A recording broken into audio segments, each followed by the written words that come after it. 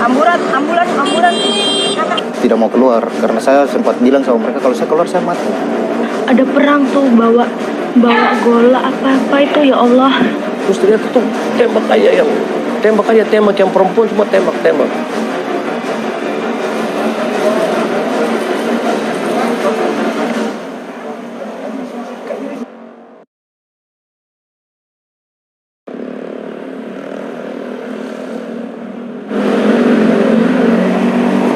Pertaubatan John Kay kembali dipertanyakan.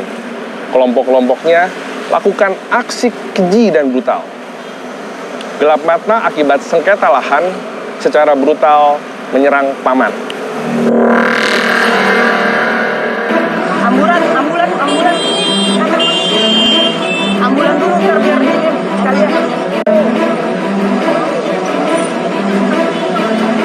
Juga, jangan pindahin dulu, bentar, jangan disentuh dulu.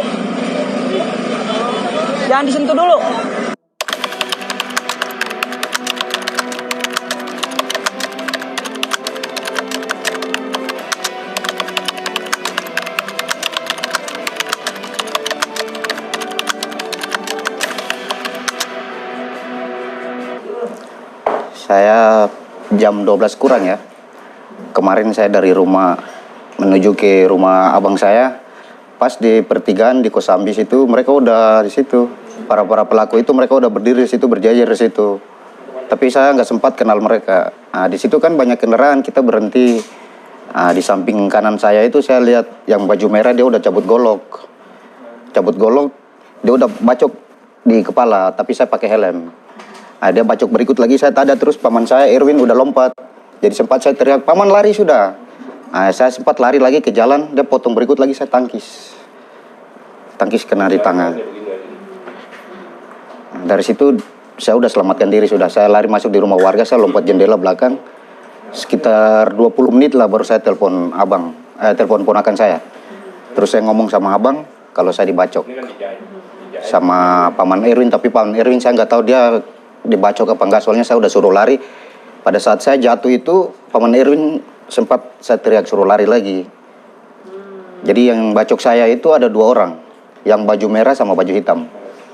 Jadi setelah saya dibacok itu setelah mereka bacok saya lihat dia dari depan sebelah jalan sana udah datang pegang parang juga. Nah, terus paman saya pada saat lari, saya udah lihat yang di samping jalan juga udah kejar dia. Nah, begitu.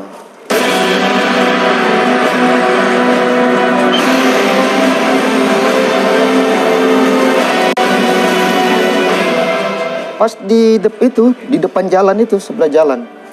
Itu seperti warung kecil begitu. Jadi saya masuk ke dalam, saya sempat diusir juga karena warga takut kan. Diusir, tapi saya tidak mau keluar. Karena saya sempat bilang sama mereka, kalau saya keluar saya mati. Saya ke dapur, saya lompat ikut jendela belakang. Terus itu. Nah, saya lari, saya cari jalan sendiri. Sempat saya tanya-tanya warga, saya bilang di depan masih ada, mereka bilang masih ada, sampai ada yang korban juga. Padahal mereka lihatnya korbannya saya yang punya darah di situ kan. Kalau 2 jari ini putus, nggak ketemu. Ya. Jadi apa aja yang putus? Ini putus, yang ini putus sedikit aja yang pegang, terus yang ini juga sedikit aja, terus di belakang lagi. Di belakang ini yang baju hitam yang potong saya.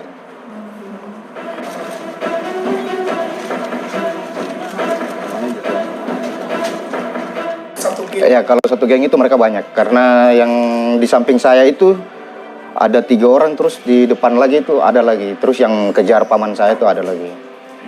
Jadi bukan 1 orang 2 orang aja. Kalau dari awal yang saya lihat, yang saya kenal cuma baju aja, kalau muka sih tidak.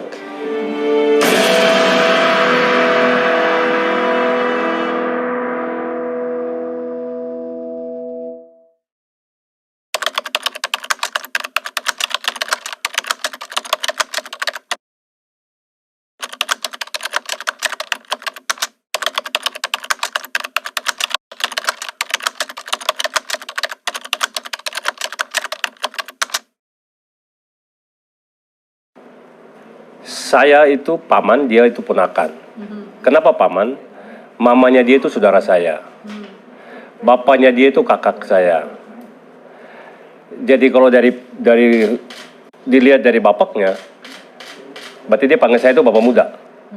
Tapi kalau dari mamanya, Om, panggilnya saya Om. Makanya dipanggil paman. Di sana tuh lebih dikenal tuh panggilannya Ait. Ait itu bahasa kami, bahasa dari K. Ait itu Om. Om paman yang paling sayang. Itu namanya Ait. Ponakan saya yang nama Tio terima telepon.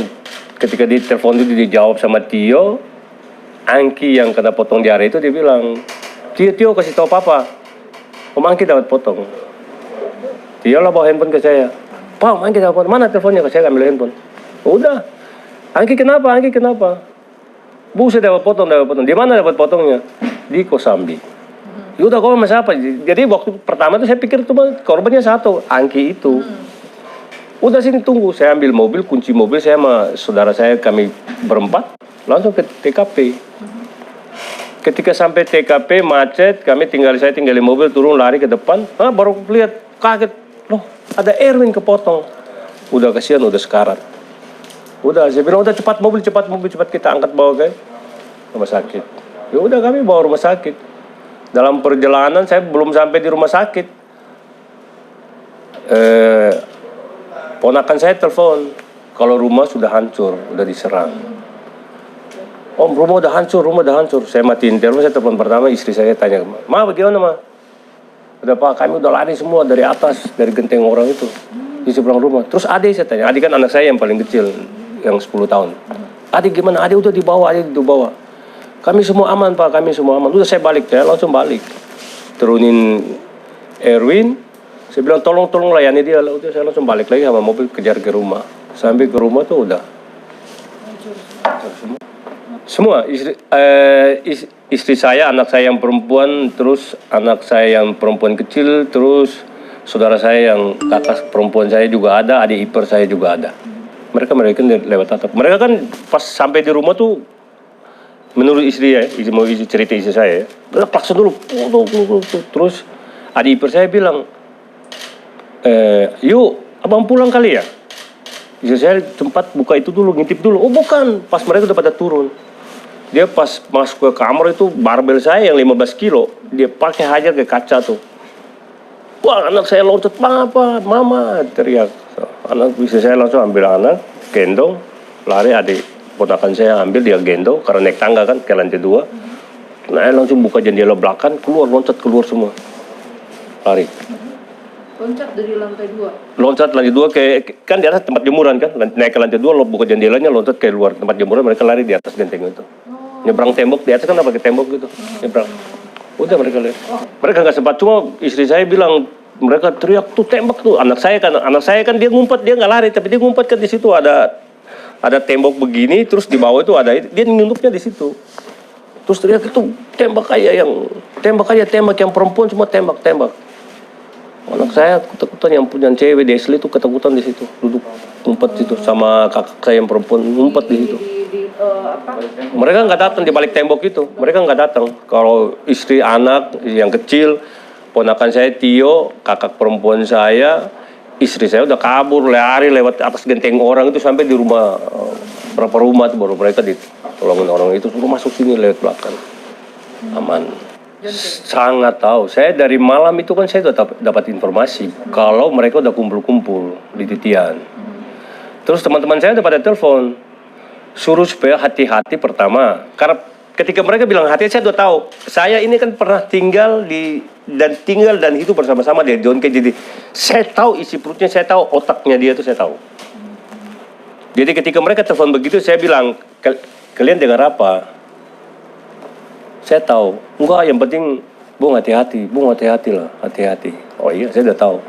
Terus saya bilang begini, kalau dia mau datang ke rumah saya, dia serang nggak apa-apa. Saya nggak mungkin lari dari tempat tinggal saya. Ini rumah saya pasti tinggal. Saya pasti tetap hadapi mereka. Kalau mereka sampai ke rumah saya, nah, itu. Malam lagi udah semakin malam telepon lagi, Bung, mendingan jangan di situ dulu deh, keluar dulu dari rumah deh. Nggak mungkin saya keluar, saya bilang. Ini rumah saya, kenapa saya mesti kabur? Saya sebetulnya nggak. Kalau bagi saya ya. Saya nggak punya konflik apa-apa dengan dia. Dia aja mungkin yang berpikir kayak gitu. Kami ini kan keluarga. Paling dekat. Bukan saudara yang nanti kita cari dari mana-mana, runtut dari mana dulu baru ketemu. Enggak. Kita orang saya sama Mbak kalau udah kenal dekat pasti kita damai, ya kan? Dia, apalagi kami masih punya satu darah kental, turunan darah kental ini. Mama saya refra, bapaknya dia refra, sama. Bapak saya rheumatora, dia aja. Tapi kami tuh bukan karena marga saya, bukan karena marga kami berbeda. Terus tapi bukan karena marga, kebetulan aja mama saya kawan ke rheumatora terus jadi rheumatora. Tapi memang benar-benar kami dari turunannya satu. Udah 1 bulan kemarin ya, kurang lebih ya. Tiap hari itu. Nomornya saya simpan semua, saya udah kasih ke. Saya sudah bebas. Saya sudah bebas. Oh, dia enggak. Dia malah saya ketika mereka ngancam terus saya bilang, kalian ini nggak tahu apa-apa. Kalian nggak tahu apa-apa, kalian jangan bilang aja bos yang suruh kamu itu siapa, suruh dia telepon saya. Gitu. Terakhir kemarin hari Sabtu. Hari Sabtu apa hari Jumat ya? Hari Jumat. Hari Sabtu. Saya bilang begini, saya lagi di Plaza Indonesia, kau nggak usah telepon, mau shopping nggak? Saya ajak dia shopping, mau shopping nggak? Datang ke Plaza Indonesia, saya di Plaza Indonesia, saya shopping deh. Mau shopping nggak? Tahu shopping nggak? Saya bilang, tapi saya pakai bahasa Ambon sana. Kau datang sini biar saya, yang ancam saya nih, saya bilang, kau datang sini biar saya beli kau baju. Saya lagi ada di Louis Vuitton. Ini saya Sherlock sama dia nih, kau datang sini ya. Saya tunggu jam 7 nih tutup nih, kau buruan, kau cepat ya. Gitu. Saya pikir gini, di dalam itu dia sudah bertobat. Saya kaget ketika wawancara Kick Andy itu. Oh, hebat banget nih. Kita berdoa ya syukur semoga ya apa yang sudah dia perbuat itu dia di dalam itu, di luarnya seperti itu. Tapi rupanya itu cuma di sampul aja. Tidak sampai ke isinya. Saya tahu daftar itu kan dari teman saya juga. Saya bilang, apakah saya ini teroris nomor 1 mesti pakai daftar bunuh, daftar mati kan? Saya tahu memang kalau teman-teman saya bilang, waduh, bang, abang tuh nomor 1 di atas tuh namanya. Terus di bawah-bawah tuh, gue tanya siapa-siapa lagi disebut. Itu pokoknya ada banyak deh, sampai belasan di bawah sana tuh. Oh ya, pokoknya abang nomor 1 aja. Ada di handphone anak-anak itu semua aku ditunjukin. Ada di skateboard di, ada ya, iya ditulis. Wah, hebat banget. Dia bilang, udahlah itu kan cuma tulisan, belum tentu dia lakukan. Ternyata lakukan juga. Pikir saya salah di situ. Begini, sederhana saja nih. Saya kasih pikiran sederhana begini. Kalau dia benar-benar bertobat, ya toh, ketika keluar dia udah nyatakan sikap bertobat, sudah memberikan kesaksian di mana-mana, ngapain lagi kumpul anak-anak? Ya toh, ngapain lagi kumpul anak-anak? Kan nggak perlu, ngapain kemana-mana lagi bawa pengawalan 2-3 mobil? Kan nggak perlu, udah jadi penginjil kok. Ngapain lagi lakukan hal-hal itu? Bertobat, semua orang tahu John Kay bertobat. Ya jangan lakukan lagi hal-hal kayak begitu. Ini saya bilang bagaimana bertobat kemana-mana aja bawa pengawalan 2-3 mobil, anak-anak masih dikumpul, masih bikin ormas. Mau ngapain lagi? Jadi pengiring nggak butuh ormas.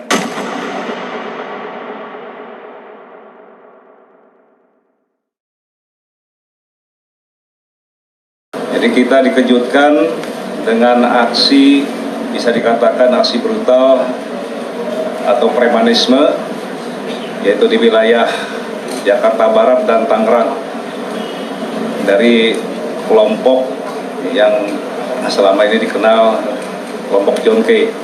Kelompok ini kemudian keluar dari rumah tersebut dan akan kembali, tetapi disitulah mereka secara brutal mereka melakukan pengerusakan terhadap gerbang perumahan dan membuang tembakan sebanyak 7 kali, sehingga menyebabkan 1 orang security tertabrak, yaitu atas nama Adi Nugroho, dan 1 orang pengemudi ojek online ya, ini tertembak di bagian kaki jempol kaki kanan, dan saat ini kedua-duanya dirawat di Rumah Sakit Medika Karangtengah. Terhadap 25 orang ya, terhadap 25 orang di Jalan Titian Indah Utama 10 Kota Bekasi. Saya ulangi, di Jalan Titian Indah Utama 10 Kota Bekasi, di mana bahwa penggerbekan ataupun penangkapan dilakukan, bisa dikatakan rumah itu merupakan markas dari kelompoknya John Kay. Ya. Kemudian pasal yang kami terapkan dalam terhadap para pelaku adalah pasal 88 terkait dengan permufakatan jahat, kemudian pasal 340 yaitu pembunuhan berencana, pasal 351 yaitu tentang penganiayaan, pasal 170 tentang pengerusakan, dan Undang-Undang Darurat nomor 12 tahun 51. Ini pasal yang kita terapkan terhadap para pelaku ini.